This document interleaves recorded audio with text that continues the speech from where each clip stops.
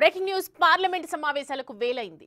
వర్షాకాల పార్లమెంటు సమావేశాలు నేటి నుంచి ప్రారంభం కానున్నాయి. ఆగస్టు 21 వరకు ఈ సమావేశాలు జరగబోతున్నాయి. పహల్గామ్ ఉగ్రదాడి, ఆపరేషన్ సింధూర్ తర్వాత మొదటిసారిగా ఉభయ సభలు సమావేశమవుతున్నారు. ఆపరేషన్ సింధూర్పై చర్చించేందుకు సిద్ధమైనారు పార్లమెంటరీ వ్యవహారాల మంత్రి కిరణ్ రిజిజు. 21 రోజుల పాటు జరగనున్న ఈ సమావేశాలు వాడి వేడిగా కొనసాగనున్నాయి.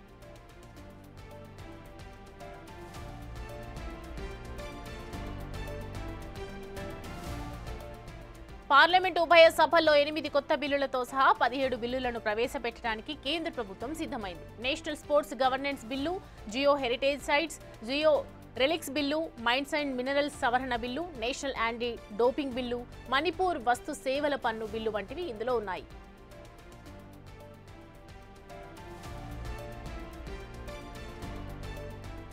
వీటితో పాటు ఇన్కమ్ ట్యాక్స్ 2025 బిల్లును కూడా కేంద్రం ప్రవేశపెట్టే అవకాశాలున్నాయి. అవినీతి ఆరోపణలు ఎదుర్కొంటున్న అలహాబాద్ హైకోర్టు సిట్టింగ్ న్యాయమూర్తి జస్టిస్ యశ్వంత్ వర్మను అభిశంసించే తీర్మానం కూడా ఈ సమావేశంలోనే పార్లమెంటు ముందుకు రానుంది. కాగా ఆపరేషన్ సింధూర్ తర్వాత ప్రత్యేక సమావేశాలు ఏర్పాటు చేయాలని ఇండియా బ్లాక్ పార్టీలు పట్టుబట్టాయి.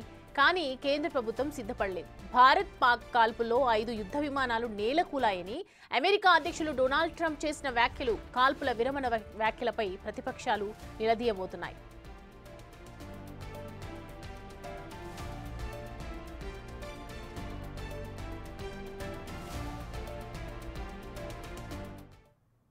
ఈ అంశానికి సంబంధించి పూర్తి అప్డేట్స్ అందించడానికి మా ప్రతినిధి శివ అందుబాటులో ఉన్నారు మనతో. అక్కడి నుంచి శివ, పార్లమెంటు వర్షాకాల సమావేశాలు ప్రారంభం కాబోతున్నటువంటి నేపథ్యంలో నిన్న ఇండి కూటమి కూడా ప్రత్యేక సమావేశాలు నిర్వహించాయి. ఏం మాట్లాడాలి, ఏం చర్చించాలి అనే దానికి సంబంధించి ఏ అంశాలు ఎక్కువగా వెలుగులోకి వచ్చే అవకాశాలు కనిపిస్తున్నాయి?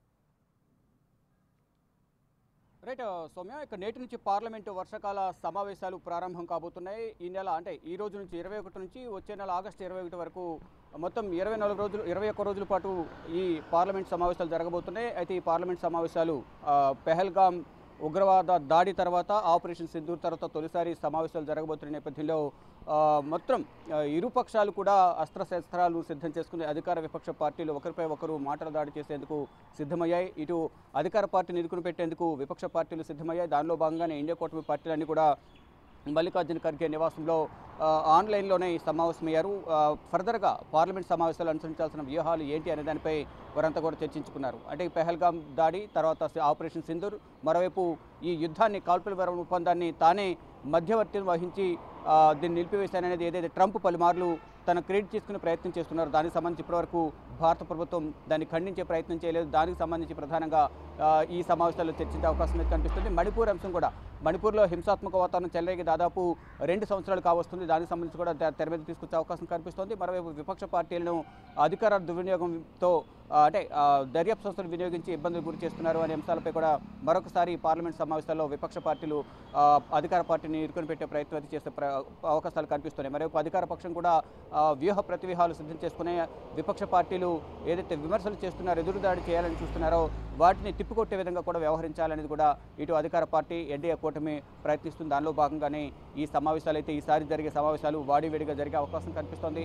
మరోవైపు ఈ పెండింగ్ బిల్లులతో పాటు కొత్త బిల్లులు మొత్తం 15 బిల్లులను ప్రవేశపెట్టాలని కేంద్ర ప్రభుత్వం భావిస్తుంది. దానిలో భాగంగా అఖిలపక్ష సమావేశాన్ని కూడా ఏర్పాటు చేసి సభ సజావుగా సాగేందుకు సహకరించాలి, ఏదైతే బిల్లులు ప్రవేశపెడతామో బిల్లులు చర్చకు సహకరించి ఆమోదానికి సహకరించాలంటూ కూడా అఖిలపక్ష సమావేశాన్ని ఏర్పాటు చేసి అందరినీ కూడా కేంద్ర ప్రభుత్వం కోరిన పరిస్థితి కనిపిస్తోంది. అయితే ఈరోజు ఉదయం 11 గంటలకు పార్లమెంటు వర్షాకాల సమావేశాలు ప్రారంభమవుతాయి. మొదట ప్రధాని నరేంద్ర మోడీ స్పీచ్తో ముందు సమావేశాలను ఉద్దేశించి ప్రధాని నరేంద్ర మోడీ పార్లమెంట్ ఆవరణలో బయట మాట్లాడిన తర్వాత 11 గంటలకు పార్లమెంట్ సమావేశాలు ప్రారంభమవుతాయి.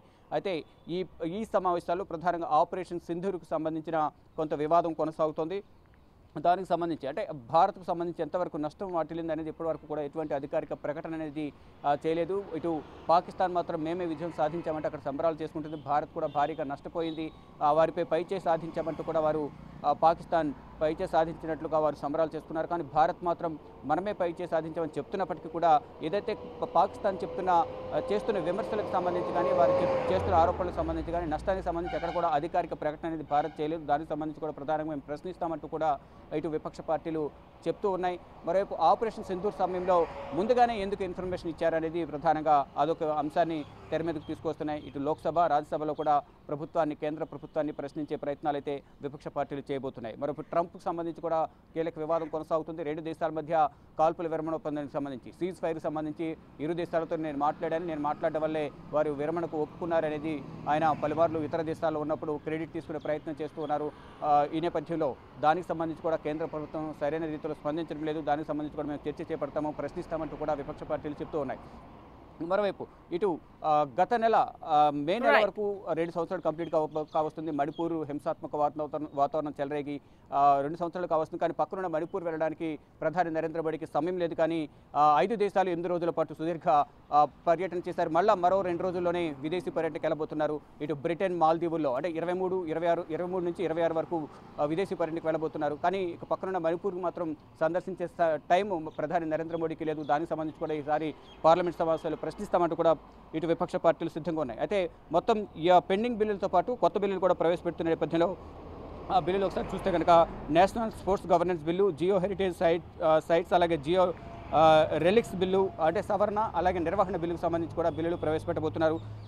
నేషనల్ యాంటీ డోపింగ్ సవరణ బిల్లు, మణిపూర్ వస్తు సేవల బిల్లుతో పాటు 2025 సంబంధించిన ఇన్కమ్ ట్యాక్స్ బిల్లుకు సంబంధించి కూడా ఈసారి ప్రవేశపెట్టే అవకాశం అయితే కనిపిస్తుంది. ఈ బిల్లులన్నింటి కూడా ఆమోదం తెలపాలి, సహకరించాలి అనేది ప్రధానంగా కేంద్ర ప్రభుత్వం విపక్ష పార్టీలతో సమావేశాన్ని ఏర్పాటు చేసి వారందరినీ కూడా సహకారం కోరింది. కానీ విపక్ష పార్టీలు మాత్రం ప్రభుత్వం చేస్తున్న పాలనా విధానాలు కానీ విపక్ష పార్టీలకు ఇబ్బందులు గురి చేస్తున్న విధానానికి సంబంధించి, మరోవైపు ఈ ఆపరేషన్ సింధూర్, ట్రంప్ వ్యాఖ్యలు, మణిపూర్ అంశం, ఇతరత్ర పలు కీలక అంశాలకు సంబంధించి ప్రభుత్వాన్ని ప్రశ్నించేందుకు విపక్ష పార్టీలు అయితే సిద్ధంగా ఉన్నాయి. చూడాలి మరి ఏం జరగబోతుంది. ఈరోజు జరిగే ప్రారంభమయ్యే పార్లమెంట్ సమావేశాలు అయితే వర్షాకాల సమావేశాలు వాడివేడిగా అయితే కొనసాగే అవకాశం కనిపిస్తుంది. మొత్తం 21 నుంచి ఈ నెల 21 నుంచి వచ్చే నెల 21 వరకు పార్లమెంట్ సమావేశాలు జరుగుతాయి. దీంట్లో సెలవులన్నీ పోను మొత్తం 21 రోజులు పని దినాలు ఉంటాయి.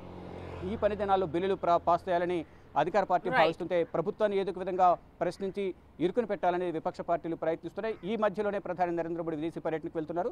కానీ మణిపూర్ వెళ్లే విధంగా కూడా ప్రధాని నరేంద్ర మోడీ ఆలోచన చేయాలి. మణిపూర్ అంశాన్ని అక్కడ హింస లేకుండా చేయాలనేది ప్రధానంగా విపక్ష పార్టీలు డిమాండ్ చేస్తున్నారు. చూడడం మరి ఏం జరగబోతుంది. ప్రధాని నరేంద్ర మోడీ ఈరోజు ఎటువంటి ప్రసంగాన్ని ఇవ్వబోతున్నారు.